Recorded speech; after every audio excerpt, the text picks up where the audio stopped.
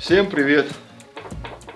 После поверхностной переборки, как говорится, закромов своей мастерской, на глаза попались отрезки толстой бронзовой проволоки. И я подумал, а почему бы не осуществить свою давнюю задумку? А задумывал я сделать кольцо, но не простое, а тематическое. А точнее, красивое колечко в виде змеи.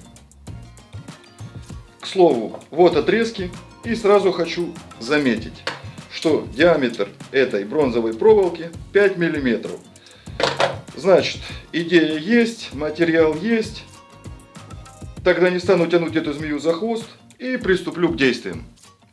Чтобы приблизительно рассчитать количество материала и представить, как будет выглядеть кольцо, сделаю шаблон из миллиметровой медной проволоки. А альтернативой пальцу послужит металлическая трубка диаметром 18-19 мм. В моем случае. В других случаях нужно будет подбирать пруток или трубку, это тоже не имеет значения, по диаметру пальца, на которое будет делаться колечко. Чтобы было все по фэншую, наматываю проволоку по часовой стрелке в один оборот, а после формирую изгибы формы.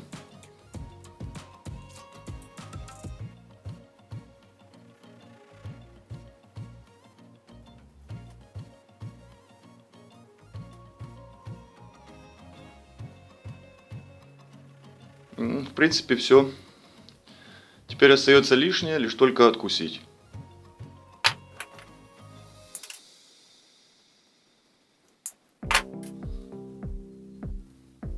Хочу заметить, что это я делаю лишь только для того, чтобы рассчитать длину материала и увидеть форму.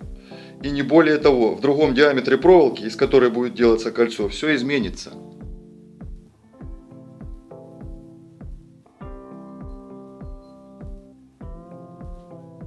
Все, посмотрел, представил, разгибаю и замеряю длину змейки, после чего размер перекладываю на бронзовую проволоку.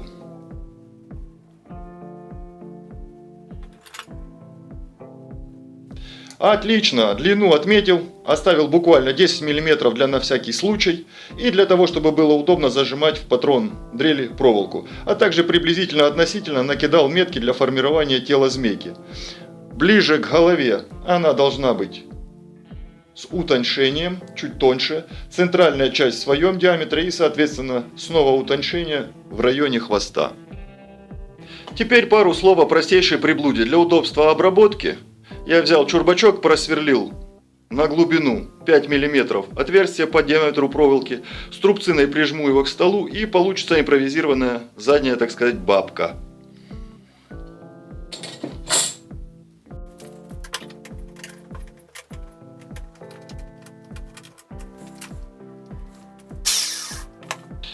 Ну что же, вроде бы все готово, пришло время вооружиться надфилями и напильниками и вперед. Как говорится, пилите, Шура, пилите!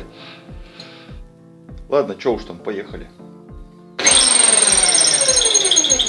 О нет, этот звук я долго не выдержу, нужно немного масла.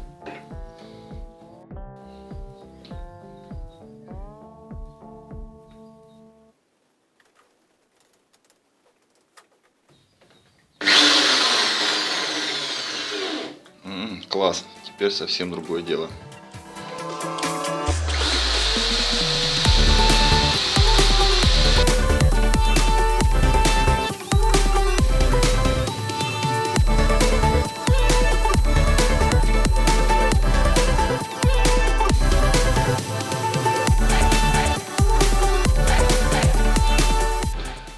В принципе, можно сказать, что я почти вывел контур змейки, но мне хочется сделать хвост будущей змеи чуть тоньше. Эта приспособа свое отработала, посему приспосабливаюсь к другой. А именно щель между досками моего рабочего стола. Продолжаем.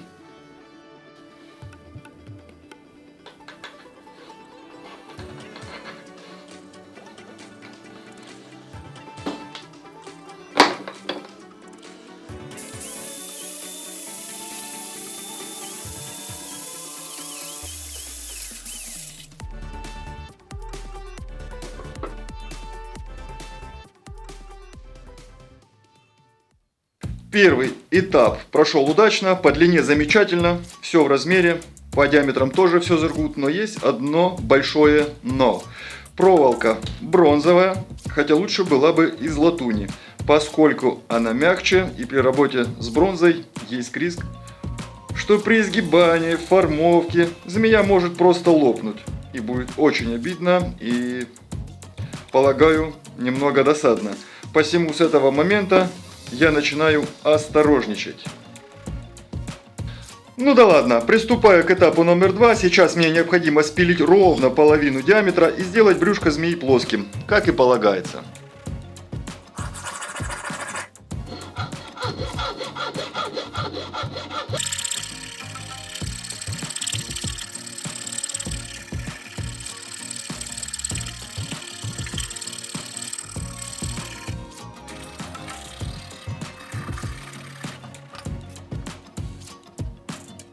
Спилил ровно половину, заготовка еще ни на что не похожа, но как факт движение идет.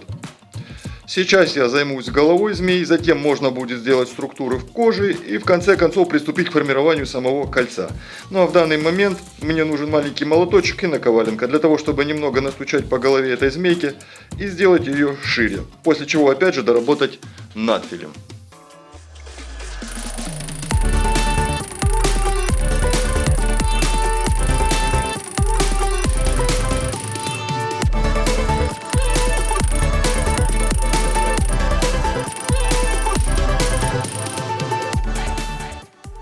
В этих местах необходимо спилить края и выходить на плавные линии.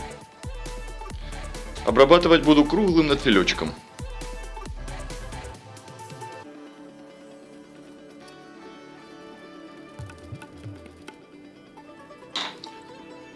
Я считаю, получается довольно неплохо. Голова пропорциональна, и это главное. Теперь маркером размечаю структуру кожи.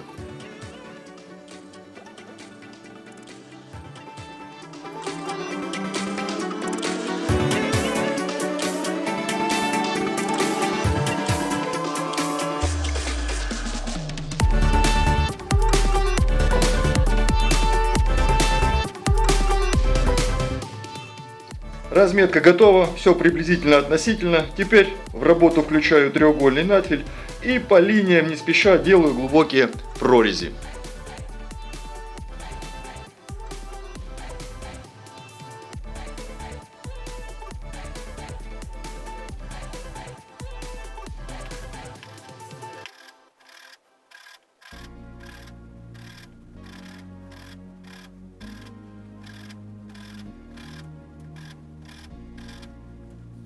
Ну вот и все, я считаю, что в целом получилось прикольно. Теперь можно приступать к сгибанию. Зажимаю трубку в тиски, вооружаюсь горелкой, плоскогубцами и что под руку попадет.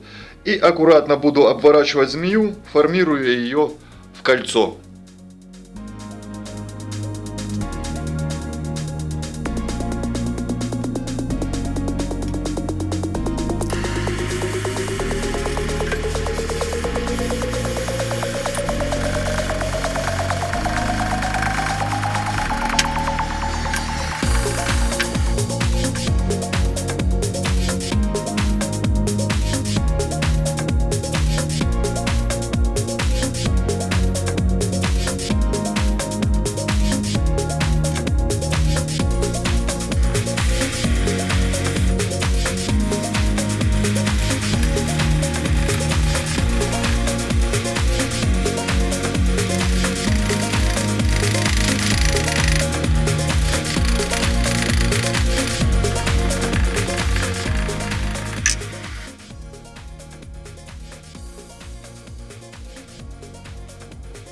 Здесь, в районе головы и хвоста, нужно постараться и сделать пропорциональные изгибы.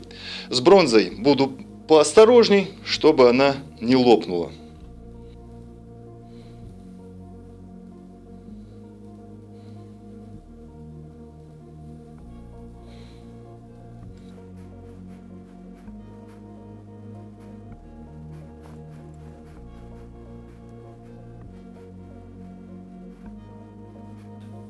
Получается вроде бы неплохо, я никуда не спешу, но все равно нужно быть бдительным. Теперь такой же изгиб нужно сделать здесь в райончике хвоста. постараться сделать точно так же пропорционально.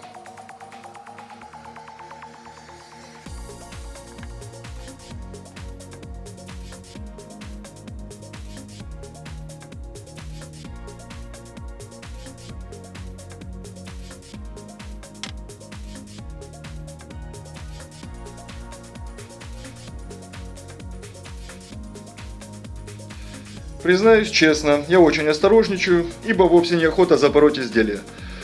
Ладно, сейчас я подогну кончик хвоста и уже финально сформирую змейку.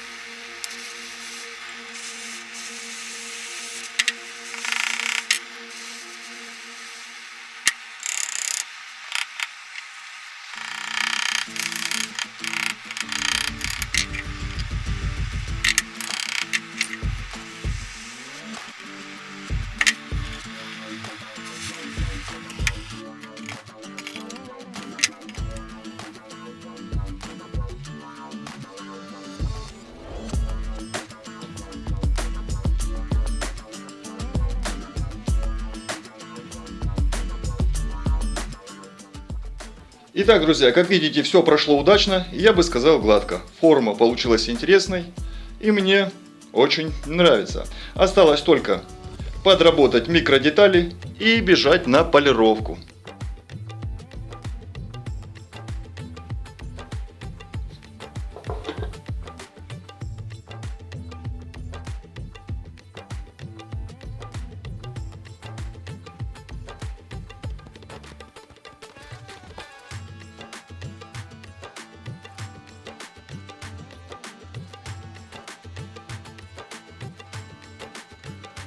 Сейчас я шлифану, немножко сглажу заусенчики, затем внутри пробегусь наждачкой, чтобы обезопасить палец вовсе и не загнать какую-нибудь металлическую занозу.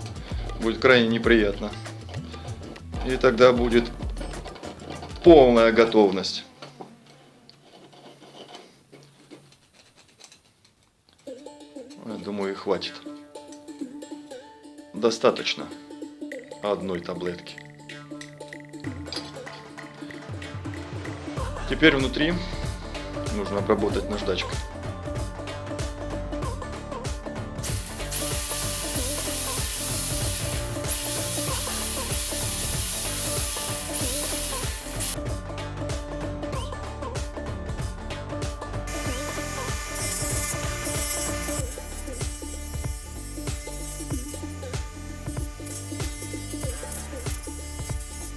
После полировки змейка преобразилась и засияла будто с магазина. Теперь она имеет совершенно другой вид, можно сказать, завершенный. К тому же, я вклеил ей в глазки пару камешков розового цвета, и с ними она стала выглядеть еще круче. Сейчас осталось только вымыть руки и сделать небольшую демонстрацию.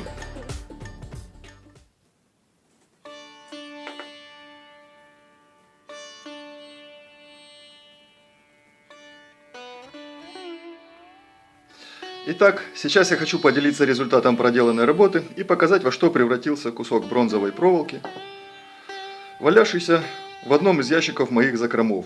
Итак, вы видите, превратился он в красивое тематическое кольцо в виде змейки.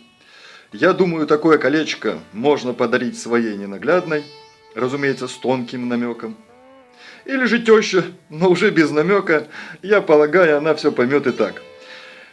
Хочу сказать вам спасибо за то, что были со мной, за то, что разделили мой очередной творческий порыв. Всем спасибо, всем пока, делайте красивые вещи из ничего, до новых встреч и новых проектов.